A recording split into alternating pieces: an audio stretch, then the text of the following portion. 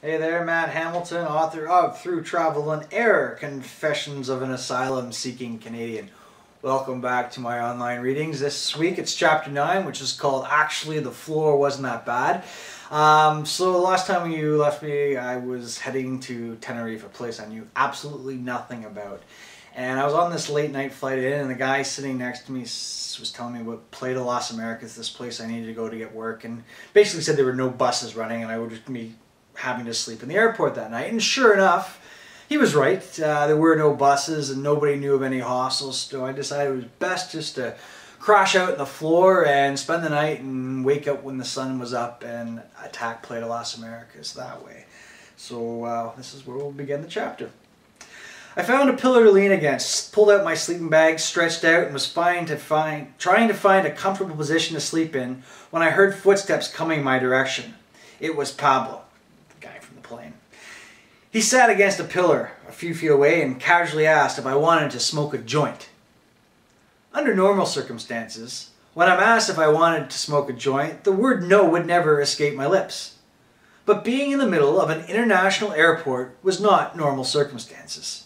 I declined his offer. Any suspicion that Pablo was an undercover narcotics agent disappeared when he sparked up and blazed away in the middle of Tenerife International Airport. Granted, there was nobody in sight, but there had to be somebody somewhere in the building. There had to be a flight attendant, a custodian, or possibly even a security guard hanging around this massive building.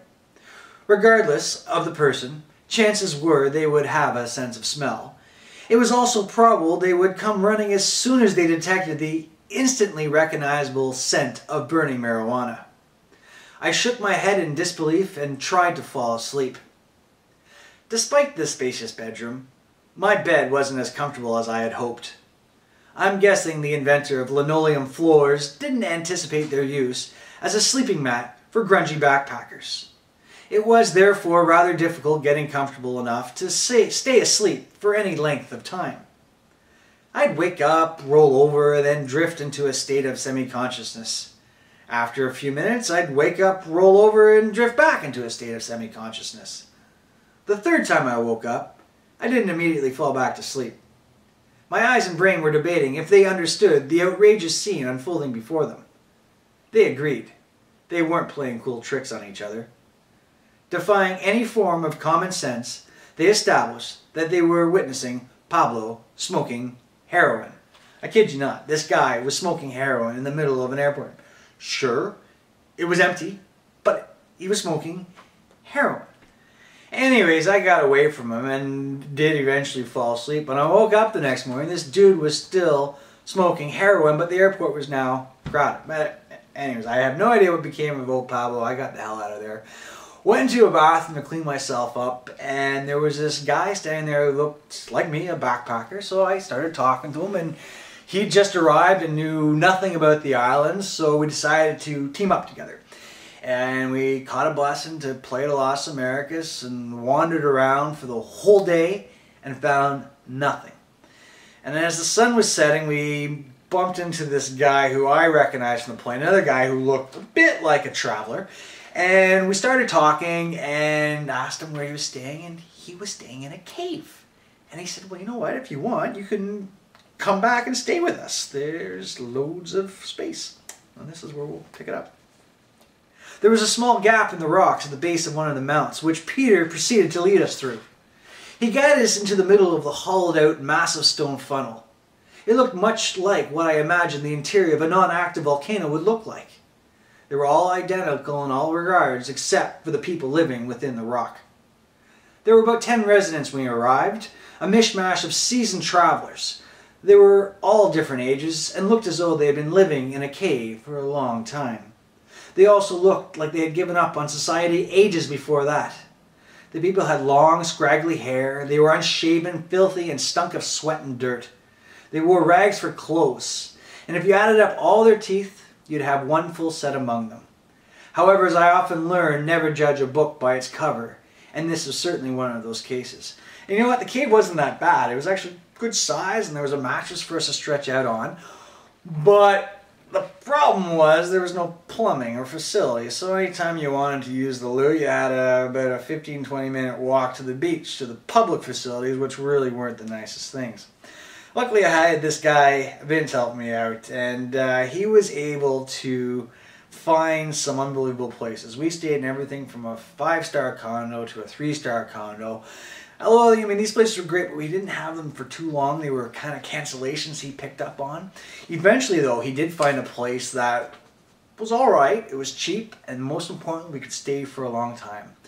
Now, we also were lucky enough to find work, and I got a job as a busboy working in this restaurant. And unfortunately, the shifts were quite late, and I had an hour walk home back to this place. And this is where we will pick up the story when I come home one night. Following another undignified, inglorious shift cleaning cutlery in the lids of ketchup bottles, I made my way back to the pension. When I arrived at the apartment, I discovered 3 scantily dressed women sitting in the front room. Actually, they weren't sitting. They were posing. I took a step back and looked around to see if I had possibly entered the wrong building. No, I was in the right spot. I recognized the painting on the wall. I strongly doubted there could be 2 paintings that were so similar in vulgarity. I was definitely in the right place. However, the front room had been transformed into, for lack of a better word, a parlor.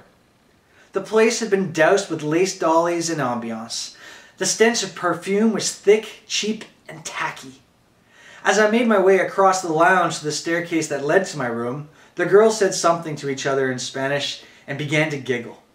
Beginning to blush, I went to my room and found Tim lying on his bed and laughing like a fool. Before I could ask what was going on downstairs, he told me to be quiet and listen. I listened. What I heard was moaning and groaning and the squeak of bed springs being put to the test. It was the unmistakable and uncomfortable sound of people having sex. Then my ear deducted that there was more than one rhythm being produced by the bouncing springs.